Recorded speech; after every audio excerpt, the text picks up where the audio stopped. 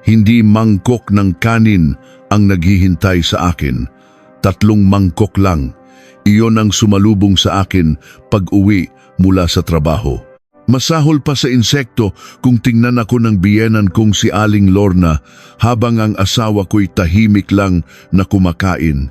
Sa sarili kong bahay na pinaghirapan, ang sarili kong plato't kubyertos ang wala. Itinuring nila akong parang multo sa pamamahay na iyon, isang panggulo na kailangang itaboy. Pero ang hindi nila alam, ang mismong condominium unit na tinitirhan nila ay regalo sa akin ng aking ama bago pa man ako ikasal. Noon din ay nag-impake ako. Kinabukasan, umabot sa 99 ang missed calls mula sa biyenan ko, pero simula pa lang iyon. Ngayon, sila naman ang luluhod sa harap ko para humingi ng tawad. Kung interesado ka sa matagumpay kong paghihiganti, pindutin na ang like at subscribe button at samahan ako sa kuwentong ito. Gabi na nang makauwi ako, mas huli kaysa karaniwan. Umaambon sa labas at basa ang mga kalsada. Ang puso ko'y parang pinatungan ng malaking bato. Buong araw akong binugbog ng sunod-sunod na meeting sa opisina, kaya pagod na pagod ang isip at katawan ko. Ang tanging gusto ko lang ay umuwi at kumain ng mainit na kanin at ulam. Hindi naman mayaman ang pamilya ng asawa ko, pero naniniwala akong sapat na ang pagmamahalan at pagtutulungan para mabuhay ng maayos. Pagpasok ko sa kusina, naamoy ko ang pamilyar na bango ng sinigang na baboy at pritong isda. Sa gitna ng sala, nakahain na ang hapunan. Pero pagkakita ko sa mesa, para akong napako sa kinatatayuan ko. Sa ibabaw ng hapag, eksaktong 3 plato, kutsara, at tinidor lang ang nakalagay.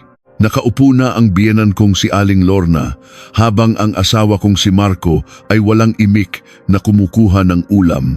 Ang bayaw kong si Paulo, prenteng nakataas ang paa habang nagse-cellphone. Walang plato para sa akin. Saglit akong natulala. Siguro nakalimutan lang nila. Sabi ko sa sarili ko, ano ba naman ang isang plato? Pilit akong ngumiti at aakma na sanang kumuha ng sarili kong plato sa kusina nang marinig ko ang malamig na boses ni Aling Lorna mula sa likuran ko. Anong tinatayo-tayo mo diyan? 3 tao lang ang kaya kong pakainin sa bahay na to. Kung ayaw mo na rito, bumalik ka na lang sa nanay mo at doon ka kumain. Akala ko ay nabibingi lang ako. Nang lumingon ako sa kanya, walang bahid ng pagbibiro sa kanyang mga mata. Nakataas lang ang isang gilid ng kanyang labi, isang ngising mapanlait.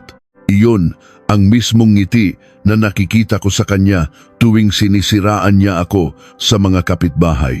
Si Marco, nakayuko pa rin at patuloy sa pagkain, ni hindi man lang niya ako tiningnan. Walang kahit isang salita ng pagtatanggol tulad ng, "Ma, wag naman po kayong ganyan." Para bang wala siyang anumang kinalaman sa nangyayari. Ang bayaw kong si Paulo nag-angat ng tingin at humagikgik. Hindi ka naman prinsesa rito, Ate Isay. Kailangan mong magpakitang gilas para may mapakain sa'yo. Subukan mo kayang tingnan ang sarili mo. Sa narinig ko, parang nabingi ako. Pinilit kong hindi manginig ang boses ko. Ano po bang nagawa kong mali? Tanong ko ng mahina. Inilapag ni Aling Lorna ang kanyang mga kubyertos ng malakas. Ang matinis na tunog ay umalingaw-ngaw sa buong bahay. Kung anong mali mo, ang kapal ng mukha mong magbulsa ng pera, simula nang ikasal ka, puro ka na lang diskarte kung paano makakapagdala ng pera sa pamilya mo. Hindi namin kailangan ng manugang na 2 ang amo. Tiningnan ko ang 3 plato na may kaning umuusok pa. Sinigang, pritong isda, mga pagkaing dati simbolo ng init ng pamilya. Pero ng gabing iyon, ang mga pagkaing iyon ang naging harang sa pagitan namin. Ang 3 plato ay isang deklarasyon, hindi ka namin kapamilya. Isang nakakabinging katahimikan ang bumalot sa amin. Rinig na rinig ko ang malakas na pagtibok ng puso ko. Sa loob ng ilang taon, gumigising ako ng 5:00 ng umaga para magsaing at magluto. Naglalaba ako hanggang hating gabi. Ang buong sahod ko ay ibinibigay ko sa biyenan ko at kailangan ko pang makiusap para makahingi ng ilang daan para sa gamot ng may sakit kong ina. Pero ngayon, ako ang manugang na may 2 amo. Tiningnan ko si Marco. Ang lalaking nangakong proprotektahan ako habang buhay ay nanatiling tahimik. Sa katahimikan niyang iyon, napagtanto ko, mag-isa lang ako sa laban na ito. Pero ang nakapagtataka, hindi ako umiyak. Walang kahit isang patak ng luha. Marahil dahil natuyo na ang mga ito sa dami ng masasakit na salita at pagmamanman na tiniis ko. Tumalikod ako at dumiretso sa aming kwarto sa itaas. Bawat hakbang ko sa hagdan ay parang may pabigat. Binuksan ko ang aparador, kinuha ang luma kong maleta at mabilis na inilagay ang mga damit ko, mga gamit ko lang. Walang kahit isang kutsara o plato mula sa bahay na iyon ang kinuha ko. Sa loob ng 20 minuto, nagkasya ang lahat ng gamit ko sa isang maleta. Pagbaba ko, kumakain pa rin sila. Wala ni isang nagangat ng tingin para tanungin kung saan ako pupunta. Tanging si Aling Lorna lang ang sumulyap at nang uyam, kung aalis ka, siguraduhin mong hindi ka nababalik. Paglabas mo sa pinto na yan, bahala ka na sa buhay mo. Huminto ako sa gitna ng sala. Pinagmasdan ko ang kabuuan ng bahay na dati inakala kong tahanan ko. Ang lamesang kahoy na araw-araw kong pinupunasan, ang kusinang pinaglulutuan ko ng maraming oras. Walang nagbago pero ako lang ang walang lugar. Isang pangungusap lang ang binitiwan ko. Ang boses ko'y kakaibang kalmado. Sige po, aalis na ako. Walang pumigil sa akin. Walang nagsabing, sandali, mag-usap muna tayo. Ang kanilang katahimikan ay mas masakit pa sa anumang mura. Binuksan ko ang pinto at lumabas. Umaambon pa rin. At ang hangin ay parang kutsilyong humihiwa sa aking balat. Habang hinihila ko ang maleta sa pamilyar na daan, ang lahat ay tila naging banyaga. Sa unang pagkakataon mula nang ako'y ikasal, naintindihan ko ang pakiramdam ng itakwil ng sarili mong pamilya. Hindi ako umiyak ng gabing iyon. Ang 3 plato lang sa hapag ang nasa isip ko. Nalaman ko na para itaboy ang isang tao, hindi mo kailangan ng pananakit o pagtulak. Sapat na ang alisin ang kanyang plato. Tahimik akong umalis, ngunit dahil din sa katahimikang iyon, kinabukasan ay magpapanik si Aling Lorna at tatawag sa akin ng 99 na beses. Nang gabing iyon, pagdating ko sa bahay ng nanay ko, ibinaba ko ang aking maleta. Habang pinapanood ko ang likod ng aking ina na abalang naghahanda ng mainit na inumin para sa akin, halos masakal ako sa halo-halong awa at hiya. Hindi nagtanong si inay ng marami. Sinabi niya lang na maghilamos ako at matulog ng maaga, pero hindi ako dinalaw ng antok. Ang pakiramdam sa harap ng hapagkainan na may 3 plato lang ay paulit-ulit na umikot sa isip ko. Parang sugat na patuloy na kinukutkot, habang tumatahimik lalong humahapdi. Habang nakahiga at nakatingin sa pader, ang mga alaala mula sa unang araw ko bilang manugang ay nag-flashback na parang pelikula. 2 taon kaming magkasintahan ni Marco bago kami ikinasal. Isa siyang construction engineer na tahimik at mahinahon. Sabi ng lahat, masipag at disenteng tao si Marco at naniwala rin ako.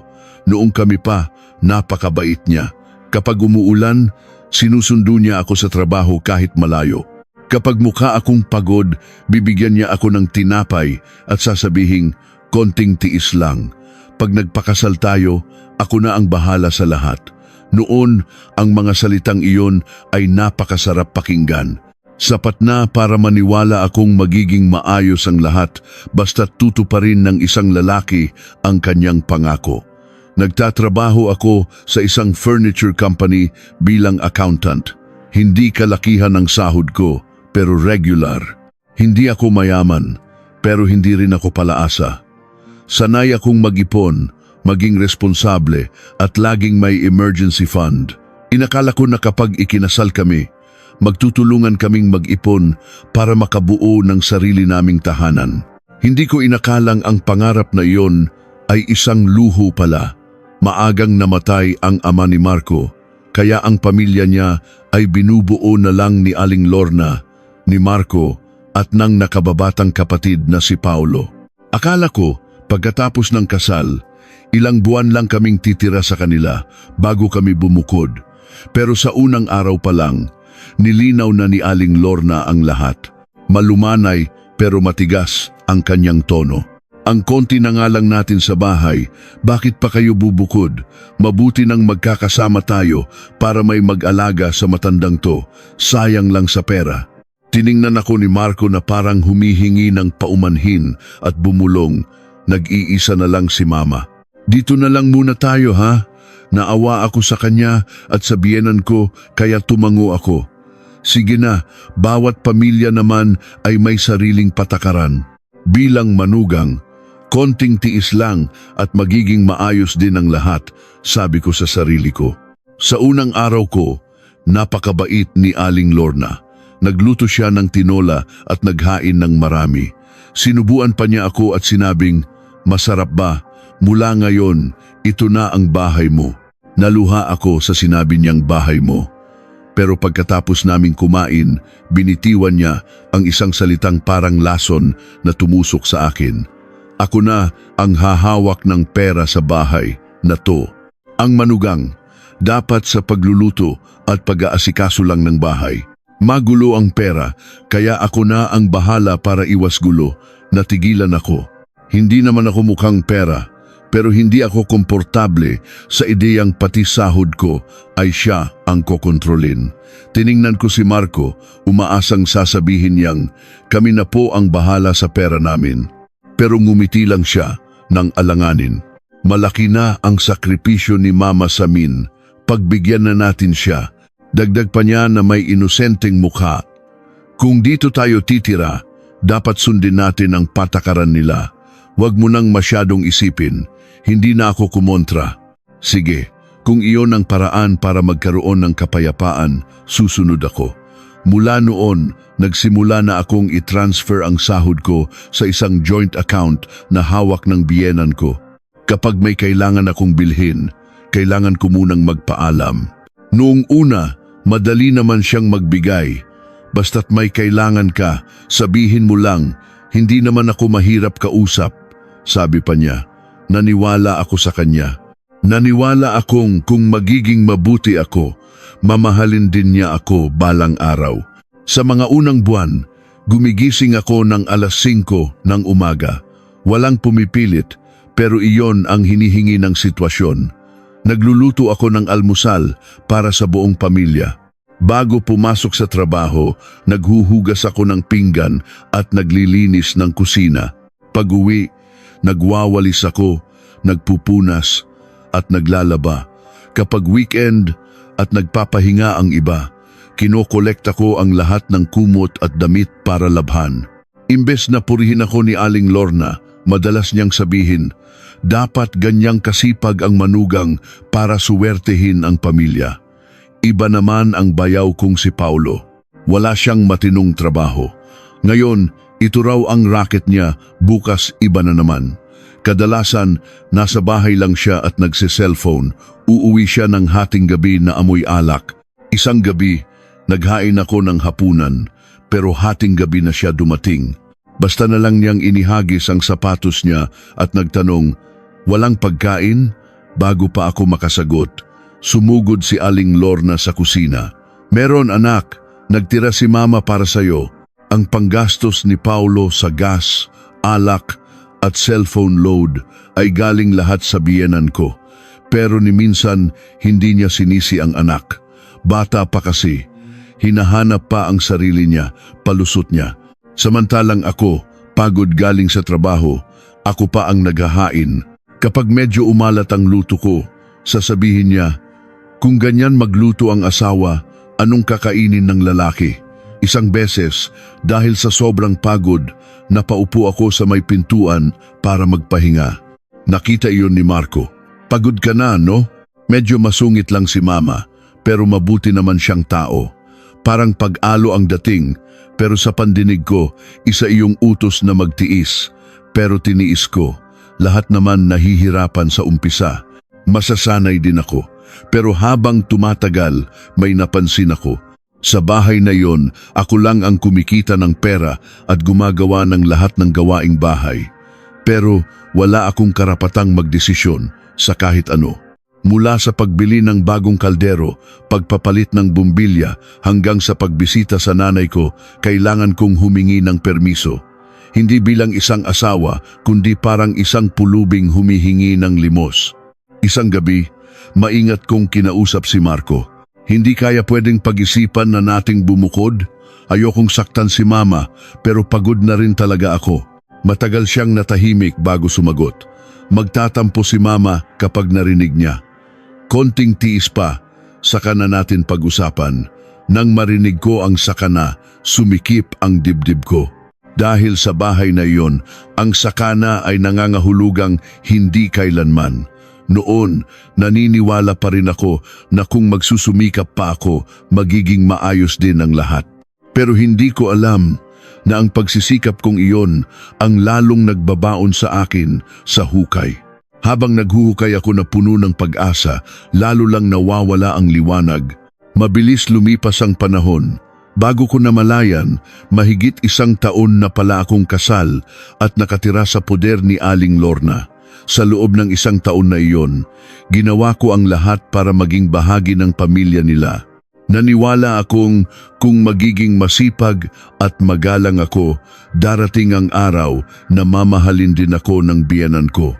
Ngunit sa mismong unang anibersaryo ng aming kasal, isang mapait na katotohanan ang aking natuklasan. Sa bahay na iyon, pwede kong gawin ang lahat maliban sa humawak ng sarili kong pera. May alta presyon ang nanay ko. Dati, kaya niyang alagaan ang sarili niya, pero kamakailan ay nanghina siya. Isang araw, pagbisita ko, nakita ko siyang mag-isang nakaupo sa sala, minamasahe ang kanyang sentido. Halatang pagod na pagod siya. Ngumiti siya pagkakita sa akin at sinabing ayos lang siya, pero alam kong nagtitiis lang siya. Sa kusina, nakita kong paubos na ang gamot niya at may bago ng reseta sa drawer. Mahal ang gamot at kailangan niya itong inumin araw-araw. Pag-uwi ko, mabigat ang dibdib ko. Matapos ang mahabang pag-iisip, nagpasya akong kausapin ng maayos ang biyenan ko. Pagkatapos ng hapunan, naupo ako sa tabi niya at maingat na nagsalita. Ma, may sasabihin po sana ako. Pwede po bang sa susunod na sahod, 5 piso lang po ang ihiwalay ko para sa akin? Kasi po may sakit si inay at gusto ko sanang tulungan sa gamot niya. Habang sinasabi ko iyon, ang lakas ng kabog ng dibdib ko para akong humihingi ng isang malaking pabor. Pero sa totoo lang, parte lang iyon ng sarili kong pinaghirapan. Ibinaba ni Aling Lorna ang tasa ng kape at tiningnan ako mula ulo hanggang paa. Ang kanyang mga mata ay nanlamig. Wala na ang dating kabaitan, ngumisi siya ng mapakla. May asawa ka na, pero pamilya mo pa rin ang iniisip mo. Natigilan ako. Pilit kong pinakalma ang boses ko. Ma, may sakit po talaga si inay. Hindi naman po malaki ang hinihingi ko. 5,000 lang po. Ang matitira, sa inyo pa rin po lahat. Humagigik si Aling Lorna. Akala mo maliit ang 5,000. Ngayon 5,000. Bukas 10,000. Sa susunod 20,000 na yan. Sino bang bumubuhay sa pamilyang to? Ang pera ng manugang ay pera ng biyenan. Kung nag-asawa ka, dapat isang pamilya na lang ang isipin mo. Natameme ako. Gusto kong sabihing hindi dalawa ang pamilya ko at obligasyon ng anak na alagaan ng magulang. Pero bago pa ako makasagot, sumingit si Marco. Ang paraan niya ng pagsingit ay lalo lang nagpabigat sa loob ko. Hindi siya pumanig sa akin o sa nanay niya. Para bang naiinis siya sa sitwasyon. Hay nako, tama na yan. Si mama naman, nagbibiro lang. Ikaw naman, Isay, masyado kang sensitibo. Tiningnan ko ang asawa ko. Ang tanging hinihintay ko ay isang salita. Sige, ikaw ang bahala. Tutulungan kita. Pero hindi niya iyon sinabi. Iniwasan niya ang tingin ko at nagiba ng usapan. Ang kanyang katahimikan, bagamat hindi magulo, ay nag-iwan sa akin ng matinding kalungkutan. Mula noon, lahat sa bahay ay nagbago sa isang tusong paraan. Walang nananakit o nagmumura sa akin ng harapan, pero ramdam ko ang pagmamanman at pagkontrol. Pagpasok ng sahod ko, tatanungin agad ni Aling Lorna, "Magkano pumasok ngayon?" Nang bumili ako ng bagong shampoo, sininghalan niya ako, "Bakit ka bumili niyan? Saan ka kumuha ng pera?" Nang umorder ako ng vitamins para kay inay, nakita niya ang resibo at bumulong. Ang pamilya niya, sanay na sanay, mang-abuso ng manugang. Naging nerbiyosa ako. Sa tuwing nagte-text ako, sumusulyap si Aling Lorna. Kapag kausap ko si inay sa telepono, lalakasan niya ang TV at magbubuntong hininga. "Kung may sasabihin ka, sabihin mo sa harap ng asawa mo. Ano bang tinatago mo?" Namumula ang mukha ko sa tuwing ginagawa niya iyon, pero nagtitiis ako. Alam kong naghihintay lang siya ng pagkakataon na masabing bastos ako, hindi pa doon natapos. Ikinuwento pa niya ito sa mga kapitbahay. Hindi ako tsismosa, pero mabilis kumalat ang balita. Isang araw, pauwi ako galing palengke nang makasalubong ko ang isang kapitbahay. Nginitian niya ako nang makahulugan. "Ang wais mo raw, Isay. Nag-iipon ka na para sa kinabukasan mo." Natigilan ako, mahigpit ang hawak sa supot ng gulay. Hindi ko alam ang isasagot. "Biro lang," sabi niya. "Dapat lang maging praktikal ang mga manugang ngayon." Alam ko agad na galing kay Aling Lorna ang tsismis na iyon. Ang pinakamasakit ay wala naman akong ginagawang masama. Gusto ko lang tulungan ang nanay ko, pero pinalabas niyang nag-iipon ako para iwanan ng asawa ko. Ang bayaw kong si Paulo, siyempre, sinamantala ang pagkakataon. Isang beses, habang nag-aayos ako sa kusina, nakaupo siya at ngumunguya ng chewing gum. "Ate Isay, para saan yang tinatago mong pera? Para pag iniwan mo si kuya?" Nagbibiro siya, pero puno ng pangungutya ang kanyang mga mata. Sinagot ko siya ng mahinahon, "Hindi totoo yan, para sa gamot lang ni inay." Nagkibit balikat siya. "Nako ate, pag pumasok na ang pera sa bahay na to, pera na natin lahat yon. Huwag ka nang magpanggap na mabait." Nagsimula na akong matakot sa lohika ng pamilyang ito. Dito, wala akong karapatang magmay-ari ng kahit ano. Ang pera ko ay pera nila. Ang serbisyo ko ay obligasyon ko. Ang pagtulong ko sa nanay ko ay pagnanakaw sa yaman nila. Ang pinakamatinding dagok ay nang mahuli ko si Aling Lorna na binubuklat ang aparador ko. Pag-uwi ko, hawak niya ang passbook ko. Ipon ko iyon bago pa ako ikinasal, dugot pawis ko. Wala akong pinagsabihan noon. Napako ako sa kinatatayuan ko. "Ma, ano pong ginagawa niyo?" Hindi man lang siya nagulat. Hawak niya ang passbook na parang sa kanya. Ang sinabi niya ay nagpayelo sa dugo ko. "Pamilya na tayo, wala nang sayo o sa akin. Ang sayo ay sa pamilyang to. Huwag ka nang magsarili." Noon, gumuho ang lahat para sa akin. Hindi na ito tungkol sa 5,000 piso. Itinuturing nila akong isang makinang gumagawa ng pera at nagsisilbi. Iyon lang, doon ko naramdaman ang matinding pang-aabuso. Hindi ko na kayang lokohin ang sarili ko na masungit lang siya. Nang gabing iyon, mag-isa akong nakaupo, tinitingnan ang passbook, nanginginig ang kamay ko. Hindi ko sinabi kay Marco, sasabihin lang niya, "Ginagawa lang yan ni Mama para sa pamilya." Pero isang ideya ang nabuo sa isip ko. Kung ibibigay ko ang lahat, mawawala pati ang sarili ko. Mula ng gabing iyon, nagsimula akong mag-ipon ng palihim, hindi para tumakas, kundi para protektahan ang natitira kong dignidad. Matapos mahuli si Aling Lorna na hinalughog ang mga gamit ko, nawala na kahit ang kunwaring kapayapaan sa bahay. Hindi na siya nag-abalang magpanggap. Bagamat hindi siya nagmumura, ang bawat tingin at salita niya ay parang patalim. Ilang araw ang lumipas, tinawag niya ako sa sala. "Magkakaroon tayo ng family meeting mamayang gabi. Kailangan nating pag-usapan ang lahat ng malinaw." Ang family meeting ay parang napaka-formal. Para bang may korte sa bahay na ito. Kinabahan ako. Hindi dahil takot akong mapagalitan, kundi dahil takot ako sa sitwasyong ilalagay nila ako sa gitna at pipiliting patunayan na wala akong kasalanan. Medyo maaga akong umuwi ng hapong iyon. Nakahanda na ang kape sa sala. Seryoso ang mukha ni Marco habang si Paulo ay prenteng nakahigat nagsiselfone pero sumusulyap. Para siyang nag-aabang ng palabas. Pag-upo ko, inilapag ni Aling Lorna ang isang folder sa mesa, kopya ng bank statement ko. Nagulat ako. Paano niya nakuha iyon? Tapos, naalala ko. Ilang araw na ang nakalipas, humingi siya ng kopya para raw mas maayos ang budget ng pamilya. Ibinigay ko, sa pag-aakalang para lang iyon sa gastusin. Hindi ko inakalang gagamitin niya iyon laban sa akin. Binuklat niya ang mga papel, isa-isa. Huminto siya sa parte kung saan nakalista ang mga perang ipinadala ko kay inay. Itinaas niya ang boses para marinig ng lahat. Tingnan niyo to. Buwan-buwan, ninanakaw niya ang pera ng pamilya para buhayin ang pamilya niya. Sabi mo, pambili lang ng gamot? Bakit buwan-buwan? Nag-init ang mukha ko. Hindi sa hiyach, kundi sa matinding kahihiyan. Pinilit kong maging kalmado.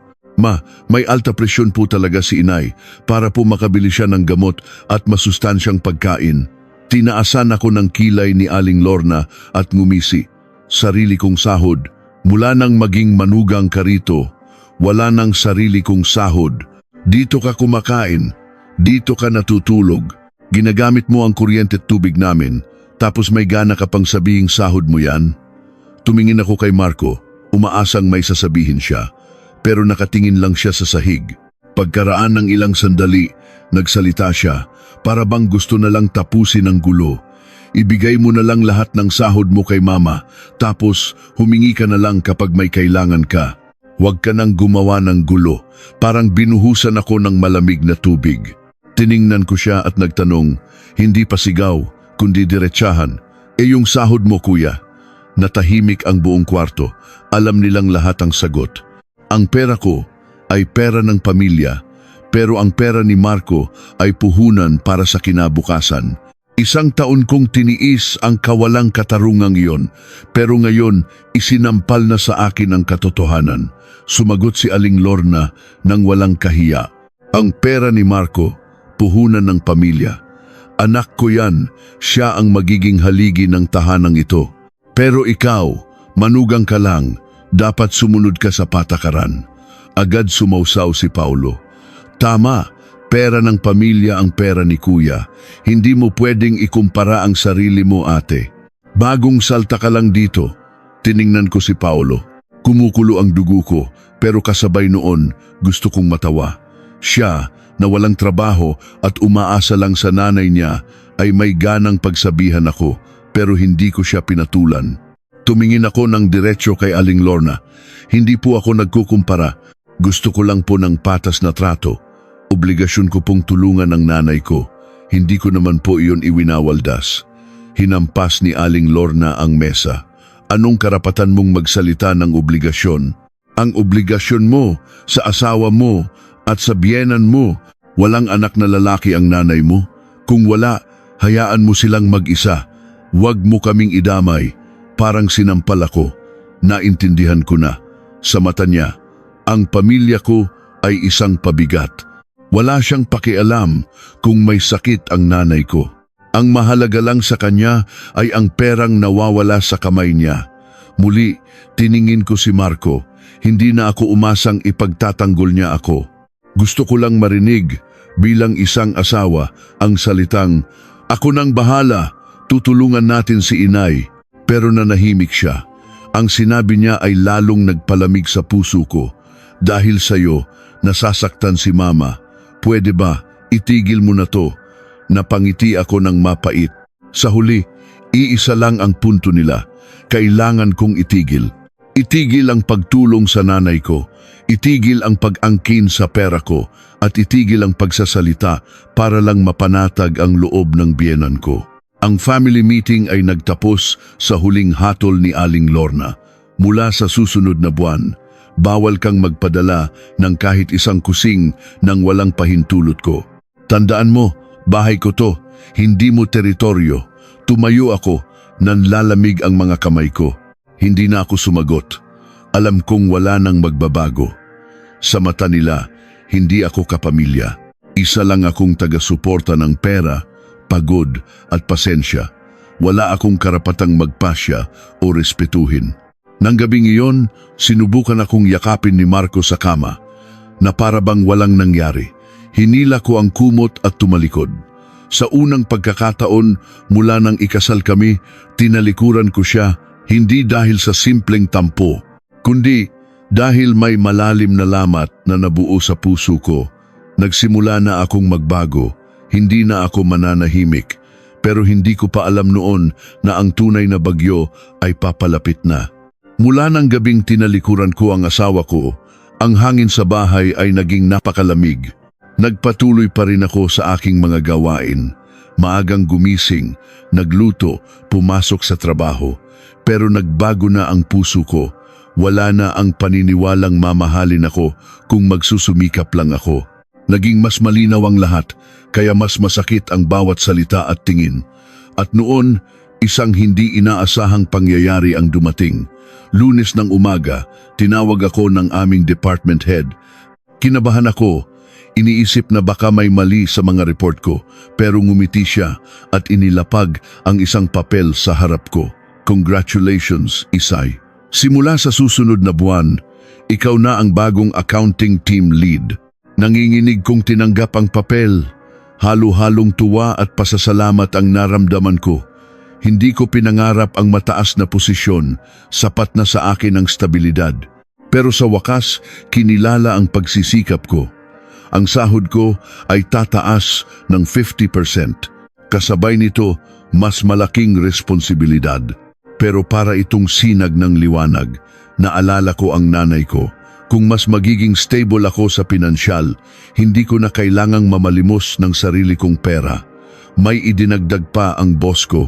Dahil sa bago mong posisyon, kailangan mo ng sarili mong personal bank account para sa mga company expenses at payments. Bawal ang joint account para sa transparency. Company policy yan. Agad akong tumango. Sa accounting, mahalaga ang transparency. Hindi ko ito itinuring na malaking bagay. Natuwa lang ako dahil sa wakas, may lehitimong dahilan na ako para hawakan ang sarili kong pera. Hindi patago, kundi dahil kailangan sa trabaho. Masaya akong umuwi ng araw na iyon. Gusto kong ibalita kay Marco. Inasahan kong matutuwa siya, sasabihing, ang galing mo, at hahaplusin ang buhok ko. Habang naghahanda ako ng hapunan, masaya kong sinabi, Marco, na-promote ako, team lead na ako. Tiningnan niya ako, pero walang kislap sa kanyang mga mata. Ah, talaga? Sabi niya. At pagkatapos ay binitiwan ang isang tanong na dumurog sa puso ko. Alam na ba ni Mama? Natigilan ako. Inasahan kong tatanungin niya kung magkano ang itinaas ng sahod ko, kung kakayanin ko ba o kahit man lang, wow, congrats. Pero ang nanay niya lang ang nasa isip niya. Pilit akong ngumiti. Saka ko palang sasabihin mamayang hapunan. Tumango siya. Sabihin mo nang maayos. Alam mo namang sensitibo si Mama sa pera. Gusto kong matawa. Sensitibo o mapagkontrol. Pero hindi ko iyon sinabi. Magiging iba ngayon. Promotion to, dapat ikatuwa. Ikagaganda rin naman to ng imahe ng pamilya, sabi ko sa sarili ko. Nang gabing iyon, pagkatapos kumain, maingat kong sinabi kay Aling Lorna, Ma, may maganda po akong balita. Na-promote po ako bilang team lead, kaya tataas po ang sahod ko. Pero dahil po sa bagong trabaho, kailangan ko raw pong magbukas ng sarili kong account para sa mga gastusin ng kumpanya. Bago pa ako matapos, nagbago ang mukha ni Aling Lorna. Ibinagsak niya ang tasa ng kape. Magbubukas ng sariling account? Anong sabi mo? Agad akong nagpaliwanag. Opo, Ma. Company policy po para maging transparent ang transactions. Pinutol niya ako. Transparent kanino? Para makapagbulsa ka ng pera nang hindi ko alam. Ngayong team lead ka na. Akala mo kung sino ka na. Nagpaplano ka na bang bumukod? Nabigla ako. Paanong ang isang magandang balita ay naging isang akusasyon? Ma, nagkakamali po kayo. Hindi po para magtago ng pera. Utos po ng kumpanya. Ngumisi siya ng mapanlait. Utos? Sa edad kong to, ngayon lang ako nakakita ng manugang na porket umasenso ng kaunti, pera agad ang inisip. Ang pera ng pamilyang to, ako ang dapat mag-manage. May kumulo sa dibdib ko. Hindi sa galit, kundi sa sama ng loob. Tumingin ako kay Aling Lorna, tapos kay Marco, umaasang may sasabihin siya. Pero tahimik lang siya. Mukhang wala siyang balak pumanig sa akin. Hindi ko na napigilan. Sa unang pagkakataon, nagsalita ako ng diretsyo. Hindi malakas, pero matatag. Ayoko na pong mamalimos ng sarili kong pera. Nagtatrabaho po ako. May sarili rin po akong responsibilidad. Gusto ko pong magkaroon ng kontrol sa buhay ko. Siyempre, mag-aambag po ako sa gastusin, pero ayoko na pong kailangan kong magpaalam para lang padalhan ng panggamot ang nanay ko. Pagkatapos kong sabihin iyon, biglang sumigaw si Marco sa harap ng nanay niya. Sumusobra ka na, Isay. Natigilan ako. Ang sigaw niya ay parang saksak. Ang lalaking nangakong aalagaan ako ay sinisigawan ako dahil lang ipinaglalaban ko ang karapatan ko. May halong inis at takot sa mga mata niya. Takot na magalit ang nanay niya, takot na magkagulo. Kaya pinili niya ang pinakamadaling paraan, patahimikin ako. Naging kampante si Aling Lorna at dinuro ako. Narinig mo? Asawa mo na ang nagsabi. Sino ka ba sa akala mo? Kinagat ko ang labi ko. Hindi na ako sumagot. Pumasok ako sa kwarto at isinara ang pinto. Doon bumuhos ang luha ko. Naintindihan ko na. Kahit anong gawin ko, sa bahay na ito, kailangan ko pa ring humingi ng permiso para lang mabuhay ng normal. Kinabukasan, nagkaroon ng emergency meeting sa opisina, kaya gabi na ako nakauwi. Habang nasa daan, iniisip ko pa rin, sige, konting tiis pa. Kakausapin ko sila ulit ng mas mahinahon. Hindi ko pa alam noon na sa bahay, handa na silang durugin ang lahat ng pag-asa ko. Pagbukas ko ng pinto, nakahain na ang hapunan. Mabango ang amoy ng pagkain, maliwanag ang ilaw. Pero may isang detalye na nagpayelo sa buong katawan ko. Sa hapagkainan, 3 plato lang ang nakahain. Noon, naintindihan ko na, tuluyan na akong itinakwil sa bahay na ito. Pero ang hindi nila alam, ang desisyon nilang iyon ang magiging pinakamalaking pagkakamali sa buhay nila. Nang gabing iyon, hila-hila ko ang aking maleta palabas ng bahay nila. Patuloy pa rin ang ambon at ang malamig na hangin ay parang sampal sa aking mukha. Hindi ako lumingon. Hindi dahil matapang ako, kundi dahil natatakot akong kung lilingon ako, lalambot ang puso ko at babalik para muling magmakaawa at mamuhay ng tahimik. Naglakad ako ng mabilis. Ang tunog ng gulong ng maleta ay maingay sa kalsada. Iisa lang ang nasa isip ko, kailangan kong makarating kay inay. Pagdating ko sa bahay, gising pa si inay. Marahil ay narinig niya ang pagbukas ng gate. Tiningnan niya ako at ang maleta ko at tila naintindihan na niya ang lahat. Hindi siya nagtanong ng, anong nangyari? O, ano na namang ginawa mo? Lumapit lang siya, kinuha ang maleta ko at sinabi sa isang mahinahon ngunit mainit na boses, ang mahalaga, nakauwi ka, bukas na natin isipin ang iba. Sa isang pangungusap na iyon, parang may bumara sa lalamunan ko. Habang pinapanood ko ang mga puting buhok niya at ang payat niyang kamay na nag-aabot sa akin ng isang basong tubig, bumuhos ang lahat ng sama ng loob ko. Gusto kong umiyak pero walang luhang lumabas.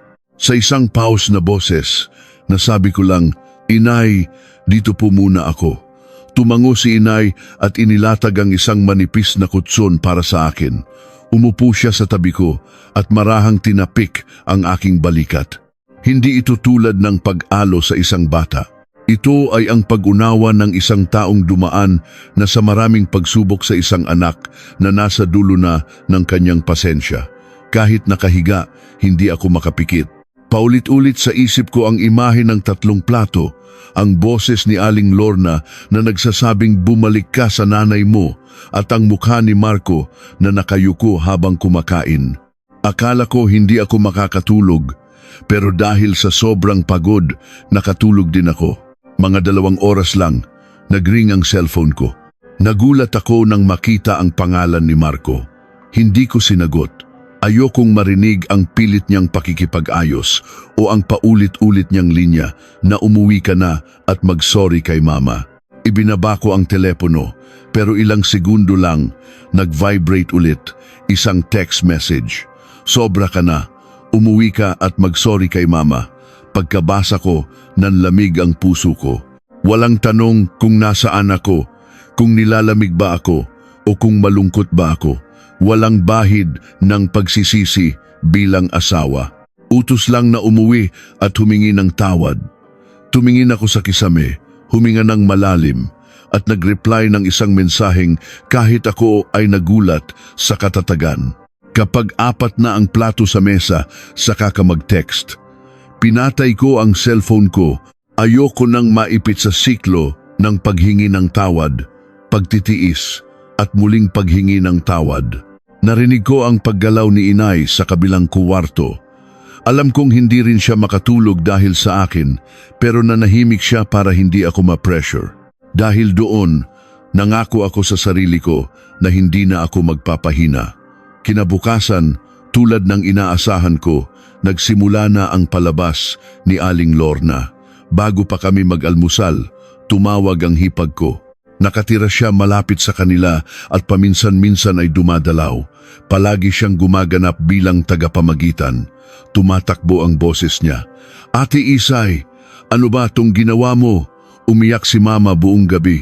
Kapag basta ka nalang umaalis, sinisiraan mo ang pangalan ng pamilya. Gusto kong matawa sa salitang sinisiraan. Sa isang malamig na boses, nagtanong ako, kanino mo narinig yan? Sandali siyang natahimik. Tapos ay sunod-sunod na nagsalita. Sabi ni mama, nagwala ka raw dahil sa pera tapos umalis ka. Sabi pa niya, baka raw may iba ka ng lalaki kaya ka umalis. Natahimik ako saglit. Hindi ako nagulat. Kilala ko na si Aling Lorna. Dahil hindi na niya ako makontrol sa pera, gagamitin niya ngayon ang reputasyon ko para pilitin akong bumalik. Matatag kong sinagot. Pakisabi kay mama, hindi ako umalis dahil sa ibang lalaki. Umalis ako dahil 3 lang ang plato sa mesa. At ang pag-iyak niya, hindi dahil nag-aalala siya sa akin, kundi dahil takot siyang mawala ang kinokontrol niya. Natahimik ang kabilang linya. Rinig ko ang mabigat niyang paghinga. Hindi niya siguro inaasahan na sasagot ako ng diretsyo. Ate Isay, huwag kang ganyan. Matanda na si mama. Mainitin lang ang ulo, pinutol ko siya. Ang pagiging matanda ay hindi lisensya para mang-insulto. Kung gusto mo talagang tumulong, isang tanong lang ang itanong mo sa kanya. Bakit 3 plato lang ang inihain niya kagabi para sa 4 na tao? Ibinaba ko ang telepono, may mali akong nararamdaman. Pumasok ako sa kwarto at muling sinuri ang mga dokumento ko. Mula nang halungkatin ni Aling Lorna ang aparador ko, alam ko nang hindi ligtas ang privacy ko. Habang tinitingnan ko ang mga litrato ng papeles ng bahay sa cellphone ko, naalala ko ang isang pangyayari 2 buwan na ang nakalipas. Pinapirma ako ni Aling Lorna ng mga dokumento para raw sa loan extension ng kondo. Malabo na ang mata ko, ikaw na ang pumirma, sabi niya. Dahil nagtitiwala pa ako noon, pumirma ako ng walang pag-aalinlangan. Hindi ko inakalang gagamitin niya ang pirma ko para sa isang malaking panloloko. Habang sinusuri ko ulit ang mga dokumento, may napansin ako. Ang pangalan ko ay nasa ilalim ng co-maker. At sa maliit na letra, required to maintain primary residence during the initial loan period. Nanlamig ako. Kung umalis ako sa bahay, magkakaroon ba ng problema sa loan na ito? Agad akong tumawag sa bangko. Ibinigay ko ang pangalan ko at tinanong ang status ng anumang loan na nakapangalan sa akin. Kinumpirma ng agent, yes ma'am, nakalist po kayo bilang co-maker sa isang malaking loan. At tama po, may kondisyon na kailangan ninyong manatili sa inyong address. Nanginginig ang kamay ko. Ano pong eksaktong ibig sabihin ng co-maker? Simple niyang paliwanag. Kung hindi po makabayad ang primary borrower, kayo po ang mananagot sa utang. Ibinaba ko ang telepono at napaupo sa kama. Lahat ng piraso ay nagkabit-kabit. Ang 3 plato kagabi ay hindi lang simpleng insulto. Ito ay isang plano para itaboy ako at iwan sa akin ang lahat ng responsibilidad. Naintindihan ko na. Hindi lang isang masungit na biyenan ang kalaban ko, kundi isang bitag na maingat na inihanda. Pagkatapos kong makausap ang bangko, hindi pa rin tumigil ang panginginig ng katawan ko. Huminga ako ng malalim. Kumalma ka, Isay. Huwag ka nang magpadala sa kanila. Pero tila ayaw akong bigyan ng pagkakataong huminga. Tanghali, isang hindi kilalang numero ang tumawag. May masama akong kutob, isang magaspang na boses ng lalaki ang narinig ko. Si Isabela. To, huling tawag na to. Kung hindi ka magbabayad ngayon, kami na mismo ang pupunta diyan. Nanindig ang balahibo ko. Anong utang? Wala akong utang. Tumawa ang lalaki. Huwag ka nang magkunwari. Ibinigay niya ang lahat ng detalye ko, pangalan, SSS number, pati ang address ng biyenan ko. Pumirma ka rito, tapos sasabihin mong wala kang utang. Kapag hindi ka nagbayad mamayang hapon, pupuntahan ka namin. Pinindot ko ng mahigpit ang cellphone. Isa lang ang pumasok sa isip ko, sinimulan na nila ang panggigipit at perpekto ang tiyempo nila. Habang gulong-gulo ako, doon sila umatake. Sinabi kong kailangan kong i-verify, pero binantaan lang niya ako bago ibaba ang telepono. Agad kong tinawagan si Marco. 1, 2, 3 beses. Hindi niya sinasagot. Nag-text ako, pero walang reply. Tinawagan ko si Paulo. Bago pa matapos ang unang ring, pinatay niya. Nang tumawag ako ulit, nakablock na ako. Ang katahimikan nila ang sagot. Wala pang 30 minuto, nag-vibrate ulit ang cellphone ko. Isang video sa family group chat na ipinadala ng hipag ko. Pag-play ko, kumulo ang dugo ko. Sa video, nasa labas ng kondo si Aling Lorna, umiiyak at sumisigaw. Tulungan niyo ako. Iniwan ako ng manugang ko na may sandamakmak na utang. Niloko niya kami. Tinangay niya ang pera namin. May ilang kapitbahay na nakikinig at nagbubulungan. Lalo pang lumakas ang iyak ni Aling Lorna. Pinalaki ko yan na parang tunay na anak. Tapos ganito ang gagawin niya sa akin. Habang pinapanood ko, nanlamig ang mga kamay ko. Hindi lang niya ako gustong pabalikin. Gusto niya akong sirain at ipahiya para hindi na ako makabangon. Kapag wasak na ang reputasyon ko sa takot, ako na mismo ang babalik para humingi ng tawad. Iyon ang plano nila. Pinatay ko ang video. Napagtanto ko, hindi nila ako itinuring na pamilya kahit kailan. Ang tunay na pamilya ay hindi nagsisiraan sa harap ng iba. Ang tunay na pamilya ay hindi gumagawa ng kasinungalingan. Tumayo ako at sinabi kay inay, "Nay, lalabas lang po ako sandali. Saan ka pupunta? Kukuha po ng mga dokumento. Dahil kung walang ebidensya, walang maniniwala sa akin." Dumiretso ako sa bangko. Ipinaliwanag ko ang sitwasyon at hiniling ang lahat ng papeles na may pangalan ko. Pagkatapos ng ilang sandali, ipinakita sa akin ng empleyado ang isang dokumento. Isang kontrata para sa isang mamahaling scooter. Binili ng hulugan, nakapangalan sa akin. Namilog ang mga mata ko. Hindi ako bumili ng scooter, pero sa ilalim ng recipient, user, nakasulat ang address ng biyenan ko at ang pangalan ni Paulo. Nanginginig kong hinawakan ang papel. Hindi sa takot, kundi sa galit.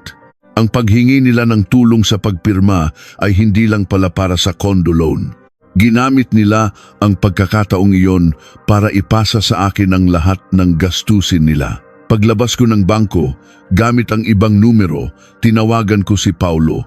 Agad siyang sumagot. "Ano tong scooter na nakapangalan sa akin? Ikaw ang user. Magpaliwanag ka." Narinig ko siyang tumawa sa kabilang linya. Nako, Ate Isay, ang liit na bagay. Pamilya naman tayo, di ba? Ano ba naman yung pumirma ka para sa kin? Sa salitang pamilya, umakyat ang galit sa ulo ko. Sino rin ang magbabayad ng utang? Pamilya. Pinagbabantaan na ako ng mga kolektor. Kalmado pa rin siya. E di umuwi ka rito at magmakaawa ka kay mama. Papatawarin ka niya, tapos tulong-tulong na tayong magbayad. Natahimik ako. Sa isip niya, hindi ako tao. Isa lang akong pangalan sa kontrata, isang panangga sa utang. Sa isang malamig na boses, sinabi ko, hindi. Mula nang alisin niyo ang plato ko, tapos na ang salitang tayo. Nagmura siya at ibinaba ang telepono. Napatayo ako sa gitna ng kalsada. Wala nang pag-aalinlangan sa puso ko. Nakita ko na ang tunay nilang kulay. Sila ay planado, organisado at handang gawin akong panangga para sa sarili nilang kapakanan. Naintindihan ko na. Kung magpapakumbaba pa ako, hindi lang isang hapunan ang mawawala sa akin, kundi ang buong buhay ko. Pagkatapos ng tawag kay Paulo, matagal akong nakatayo sa gitna ng kalsada. Malamig ang hangin, pero mas malamig ang puso ko. Naisip ko, kung mananatili lang ako sa bahay ni inay at magpapadala sa takot, lalo lang silang magiging matapang. Patuloy silang gagawa ng kasinungalingan hanggang sa ako na mismo ang sumuko. Hindi ko hahayaang danasin iyon ni inay. At lalong hindi ko hahayaang madungisan ang pangalan ko sa utang na hindi ko ginawa. Huminga ako ng malalim, umuwi at inilagay sa bag ang mga dokumentong nakuha ko. Nay, pupunta lang po ako sa kanila. Hindi po ako makikipag-away. Lilinawin ko lang po ang lahat. Gusto sanang sumama ni inay, pero tumanggi ako. Habang papunta ako sa kanila, wala na ang dating takot. Napalitan ito ng galit na nagbigay linaw sa isip ko. Hindi ako pupunta doon para magmakaawa. Ilalatag ko ang katotohanan at titingnan ko kung hanggang saan ang pagpapanggap nila. Pagdating ko, may ilang kapitbahay na nag-uusap sa labas. Nasa gitna nila si Aling Lorna, umiiyak. Totoo po, minahal ko yan na parang anak pero iniwan niya kami na may utang. Nako, kumare, ang mga manugang talaga ngayon, sabi ng isa. Tinangay daw ang pera? Grabe, sabi naman ng isa pa. Narinig ko ang lahat. Kumukulo ang dugo ko, pero hindi ako pumasok agad. Pagpasok ko, lahat ng tingin ay napunta sa akin. Biglang nagbago ang mukha ni Aling Lorna. Nawala ang pag-iyak. Oh iha, andyan ka na pala. Nagbibiro lang naman si mama. Halika, pumasok ka. Pag-usapan natin to ng maayos. Hindi ako sumagot. Tiningnan ko ang loob ng bahay. Nakahain na ang hapunan at sa pagkakataong ito, 4 na ang plato sa mesa. Mapait akong napangiti, napaka-ipokrita. Sinabi ko ng malakas para marinig ng lahat, may plato nga pero wala namang puso. Nanlamig ang hangin, pilit na ngumiti si Aling Lorna. Halika na sa loob, nakakahiya sa mga kapitbahay. Pagpasok ko, lumabas si Marco mula sa kwarto, salubong ang kilay. Hindi niya ako tinanong kung okay lang ako. Hinila niya ako papasok sa kwarto. Pirmahan mo to. Ako nang bahala sa utang. Tinabig ko ang kamay niya. Nagulat siya sa lakas ko. Ikaw ang bahala. Pero ako ang pipirma. Ano ako? Makinang depirma. Namula ang mukha niya. Huwag mo nang palakihin to. Tumatawag na ang mga kolektor. Pirmahan mo na lang, saka na natin pag-usapan. Alam ko na. Ang sakana na iyon ay isang bitag. Lumabas ako sa sala kung nasaan si Aling Lorna at si Paulo. Muling ipinakita ni Aling Lorna ang tunay na kulay. Saan ka natutong sumagot sa nakakatanda kung hindi dahil sa pamilyang? To, sino ka ba? Hindi na ako nanginginig. Kung itinuring niyo akong tao, hindi sana nawala ang plato ko kagabi. Kung itinuring niyo akong manugang, hindi niyo sana ako ipinahiya sa labas. Akmang sisigaw siya, pero inunahan ko. Inilabas ko ang cellphone ko at tinawagan ng agent ng bangko, naka-speakerphone. Namutla si Aling Lorna. Kinumpirma ng agent sa telepono ang lahat. Ang scooter contract ay sa pangalan ko, pero si Paulo ang gumagamit. Ang utang ay galing sa isang co-maker agreement na hindi ko personal na isinumite. Pinatay ko ang speakerphone. Tahimik ang lahat. Hindi po gulo ang gusto ko, ma. Gusto ko lang linawin ang lahat. Hindi na ako pipirma sa kahit ano. At mula ngayon, bawal nang gamitin ang pangalan ko sa kahit anong transaksyon. Tumayo si Marco at hinampas ang mesa. Ganyan ka na ba katigas? Sisirain mo talaga ang pamilya natin? Tiningnan ko siya, hindi para saktan, kundi para ipamukha ang katotohanan na sapat na para mapako siya sa kinatatayuan. Sinira ko na. Ang pagiging alipin nyo, hindi ko na gagawin. Narinig ng mga kapitbahay sa labas ang usapan. Sumugod si Aling Lorna para agawin ang cellphone ko, pero tinabig ko siya.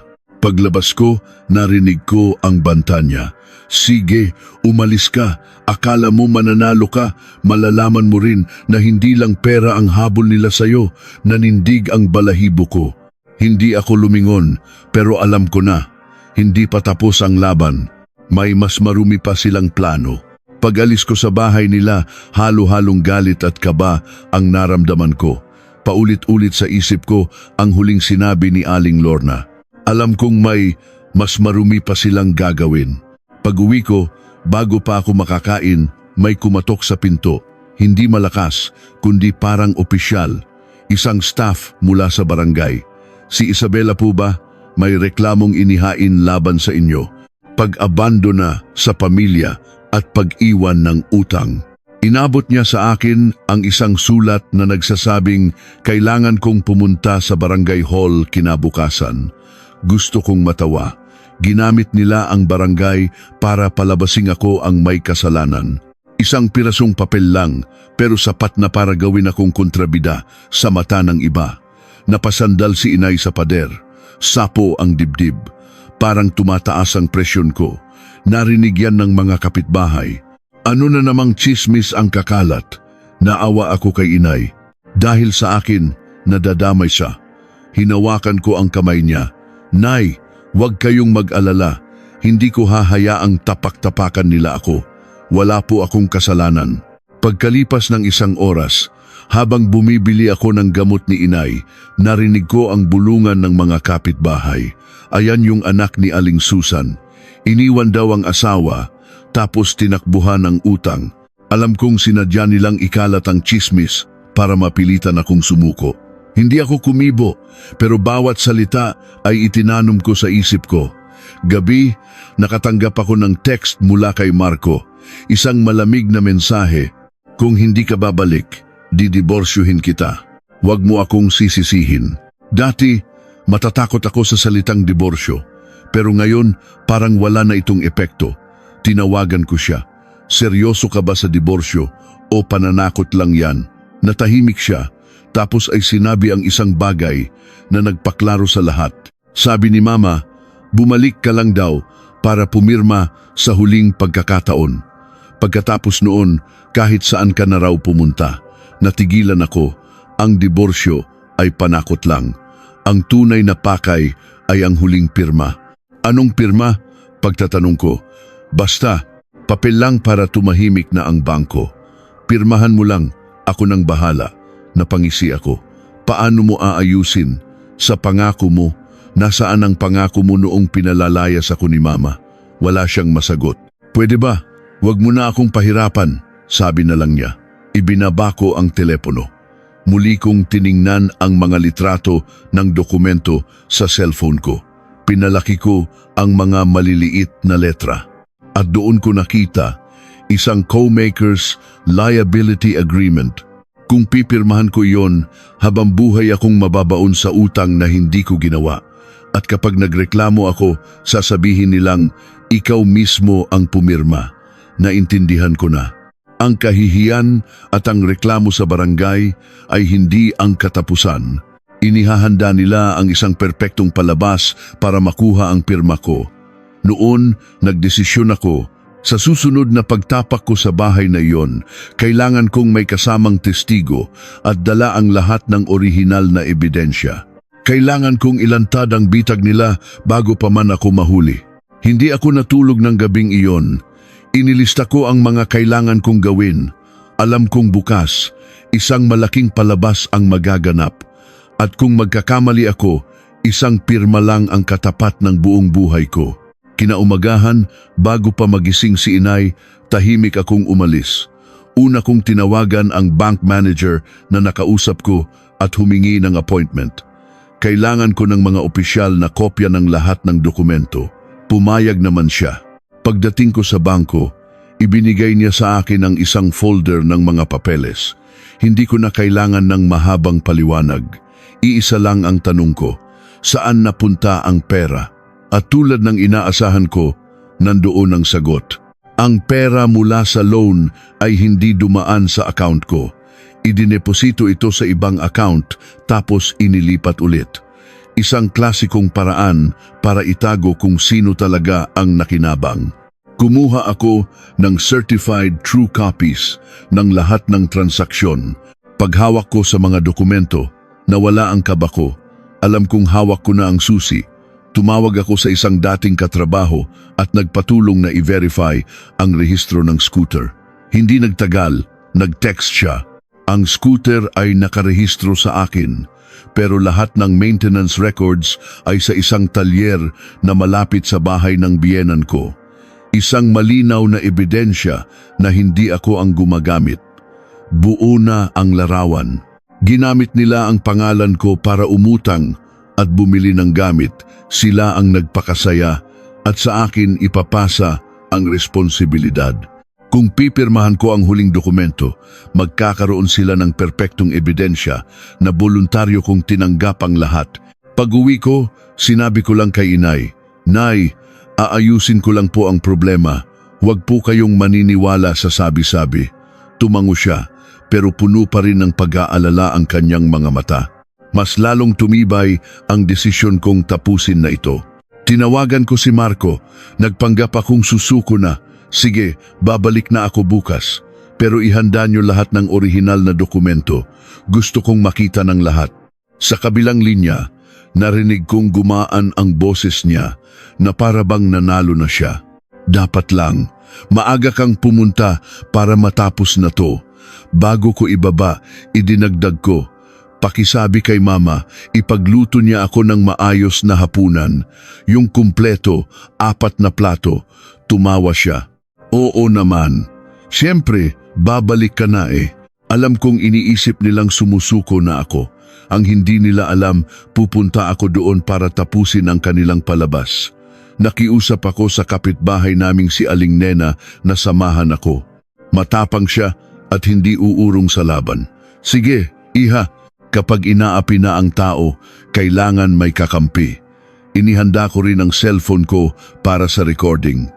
Sa huling pagsusuri ko sa mga papeles ng kondo, may natuklasan akong mas malala pa. Isang dokumento na nagsasabing ginawang kolateral ang kondo sa isa pang utang. At sa ilalim, may pirma na kamukhang-kamukha ng sa akin isang perpektong peke. Doon ko naintindihan kung bakit kampante si Aling Lorna, posibleng ang buong property na ang target nila. Gabi, tumawag si Aling Lorna. Boses niya ay sobrang tamis. Iha, umuwi ka na bukas ha, ipagluluto kita ng paborito mo. Napangiti ako. Alam kong ang inihahanda nilang pagkain ay hindi para sa akin, kundi isang bitag. At bukas, ipapakita ko sa kanila na hindi lahat ng hayop ay nahuhuli sa patibong. Kinaumagahan, nagsuot lang ako ng simpleng damit, parang papasok lang sa trabaho. Gusto kong pumasok sa bahay na iyon bilang isang marangal na tao, hindi bilang isang manugang na nagmamakaawa. Sinamahan ako ni Aling Nena hanggang sa labas ng gate. Huminga ako ng malalim at pumasok. Kakaiba ang katahimikan. Mabango ang amoy ng pagkain at sa mesa 4 na plato ang nakahain, para bang hindi nangyari ang gabi ng 3 plato. Sinalubong ako ni Aling Lorna na may peking ngiti. Ayan, dapat ganyan ang manugang ko. Halika, kumain muna tayo. Umupo ako at kumain ng kaunti. Bawat subo ay parang tinik sa lalamunan ko. Nang matapos kami, inilapag niya ang isang folder sa harap ko. Pirmahan mo na lang to para matapos na ang lahat. Binuklat ko ito. Nandoon nga ang mga salitang debt liability, extension at waiver of rights. Hindi na ako nagulat. Inilapag ko ang folder at tiningnan siya ng diretsyo. Sino po ang gumastos ng perang ito? Sumagot siya. Anong importansya nun? Pera yan ng pamilya. Sumingit si Paulo. Asawa ka ni kuya, ate. Ang sa kanya sa'yo. Huwag kang maging dayuhan. Ngumisi ako. So, ang utang niya, utang ko rin? Namula siya. Sumigaw si Marco. Tumigil ka na at pumirma. Para kaninong katahimikan ba? To, para sa akin o para sa pamilya nyo? Sabi ko. Tumango ako na parang sang-ayon, pero bigla kong inilabas ang sarili kong folder at inilapag sa mesa. Namutla si Aling Lorna nang makita ang pulang selyo ng bangko sa mga dokumento. Isa-isa kong ipinakita ang mga ebidensya. Ito ang pruweba kung saan napunta ang pera ng loan. Ito ang kontrata ng scooter na hindi ako ang gumagamit. Lahat may selyo ng bangko, akmang hahablutin niya, pero hinigpitan ko ang hawak. At ang pinakamatindi, ang pirma sa mga dokumentong ito ay hindi sa akin. Madaling patunayan sa isang handwriting expert. Nanigas ang lahat, bumagsak ang mga panga nila. Doon na natapos ang kanilang pagpapanggap. Bumagsak ang maskara nila. Ang galit ay napalitan ng takot. Si Paulo, na kanina'y mayabang, ay namutla at sumigaw. Nang hahalungkat ka ng gamit, Ate Isay, ang dumi mong maglaro. Malamig kong sinagot. Mas madumi ang mameke ng pirma para ibaon sa utang ang kapamilya mo. Doon na sumabog si Aling Lorna. Sinungaling, kailan kita niloko? Imbes na sumagot, inilabas ko ang dalawang papel, ang tunay kong pirma at ang peking pirma sa dokumento. Itinuro ko ang pagkakaiba. Ang tunay kong pirma ay tuloy-tuloy, ang peke ay putol-putol, halatang kinopya. Nanginginig na tiningnan ni Marco ang mga papel. Baka nagkamali ka lang, sabi niya. Doon ko na inilabas ang huling alas ko, isang recording ng pag-uusap namin ng bank manager na nagsasabing hindi ako personal na nagsumite ng mga dokumento. Ibang tao raw ang nagdala. Hindi ko na kailangang tumawag ng pulis, ma. Ang tanong, kung hindi ako, sino ang nagsumite, sino ang pumirma, at sino ang nakinabang? Tuluyan nang nataranta si Marco. At doon, ipinakita ko sa kanya ang screenshot ng text nila ni Paulo. Basta papirmahin mo lang si ate. Huwag mo nang ipabasa ng maigi, iyon na ang huling dagok. Sumugod si Aling Lorna, sinusubukang agawin ang cellphone ko. Hayop ka, gusto mong sirain ang pamilya ko. Tumayo ako. Sinira niyo na ang pamilyang. Tunoong inalisan niyo ako ng plato. Dumating ang hipag ko at nakita ang gulo. Bago pa siya makapagsalita, umamin si Aling Lorna. Oo, ako na. Ginawa ko yon para sa mga anak ko. Manugang lang siya. Dapat siyang magtiis. Sa pag-amin niyang iyon, lumabas ang lahat ng katotohanan.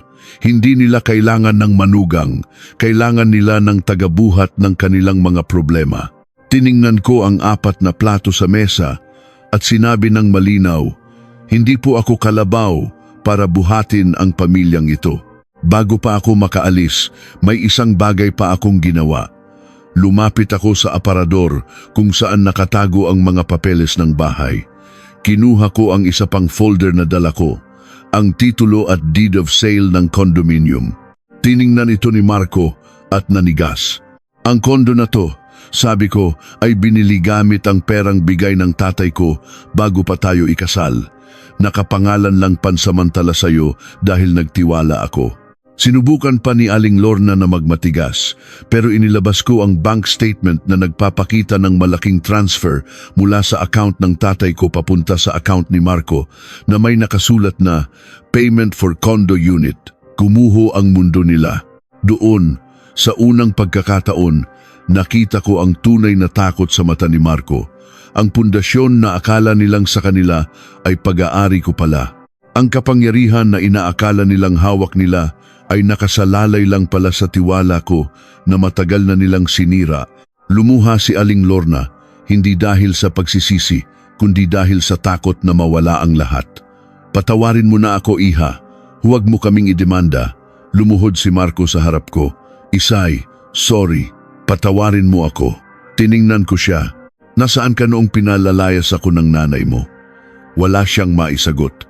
Alam niyang nandoon lang siya, tahimik na kumakain. Lahat sila ay nagmakaawa, pero huli na.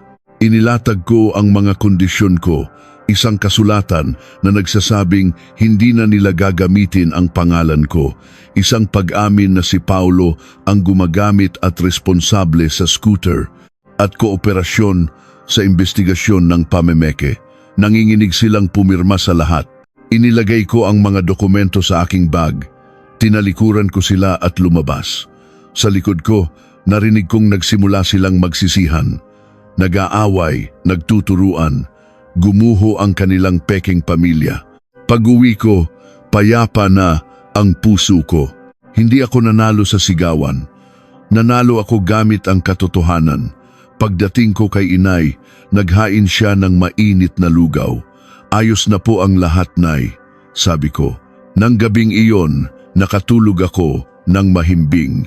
Kinaumagahan, sunod-sunod na tawag mula kay Aling Lorna ang gumising sa akin 99 missed calls.